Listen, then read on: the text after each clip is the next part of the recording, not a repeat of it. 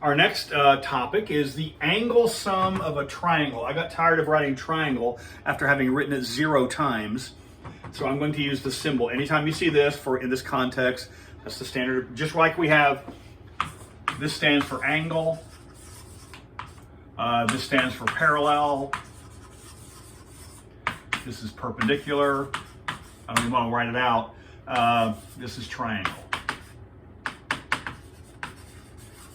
So those are standard abbreviations. Anybody who knows what you're doing knows what those symbols represent. If they don't know what these symbols mean, then they don't really know what you're doing in the first place. So, the angle sum of a triangle, what does that mean? In any triangle, now, this can be any triangle you like. It doesn't need to be this size. It can be a different shape. It can be this triangle. It can be that great big old honking triangle right there. Or it can be this little bitty triangle right over here. Or it can be a nice right triangle. Or it can be equilateral triangle. It can be all kinds of, any triangle you want to have. The following holds. If I call this A, B, C. If I call this A, B, C. If I call this A, B, C, A, B, C. You can take any triangle any way you like. What I'm saying is this. In any of these circumstances, in that one and any other, the angle A plus angle B plus angle C. You probably know this, or you think you do. What is the sum of all the angles? It's 180 degrees. And what is important, a couple things. Yes, be able to use this. Is it clear why this is true? Why this is true? Why do the angles all add up to 180 degrees? Well, that's not very hard to understand. Look at this triangle, ABC. And suppose an angle A, I draw a line that passes through that point that is parallel to the third side. So let's suppose that this is parallel to this third side. Well, look, see this is angle A. There's angle A sitting us right in the face. What about angle B? Angle B, now look, I have parallel lines crossed by a transversal. Alternate interior angles are equal, so that's angle B. But again, I have parallel lines crossed by another transversal. Alternate interior angles must equal. Look, here's angle A, there's angle B, there's angle C. That's a straight line. That's 180 degrees, and that's all there is to it. And the point is, we could make the same argument with any triangle we would want to pick. Here, so this angle is the same as that, and this angle is the same as that, and that angle is the same as itself, and we're done.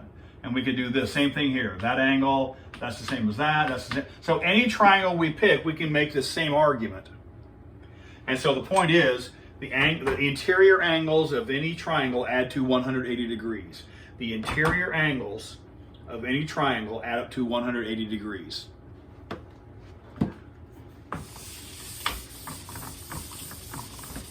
Now, there is another property that is a little less important, but for the record, here it is.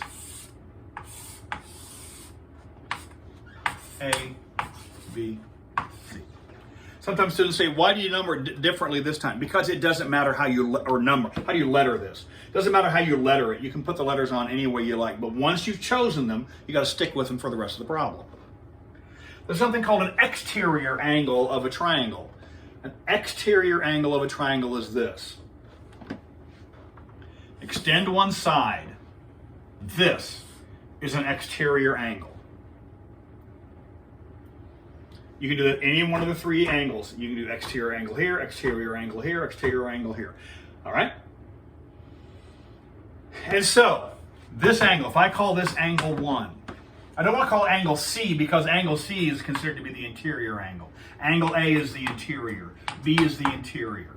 But angle 1, I'm going to call that the exterior angle there. What is always the case is this. Angle 1, an exterior angle is equal to the sum. And the phrase is remote interiors. The remote interiors. Remote means the ones that are far away. Interior means interior. So if this is the angle we're talking about, A and B are the remote interiors.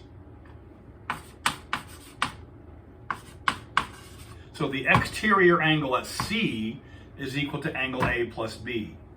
On the other hand, suppose I pick this to be angle 2. This is the exterior angle at A. That's equal to the sum of these remote interiors. And then similarly, if this is angle 3 at B, that is equal to the sum of the remote interiors, angle A and angle C. So an exterior angle at C is equal to the sum of the remote interior angles.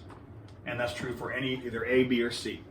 This doesn't come up very often, but when it does, it's kind of convenient. And so it's kind of a good thing to have hanging around your mental furniture. If I ever call on this remote interior property, you'll know what I'm talking about if you've seen this.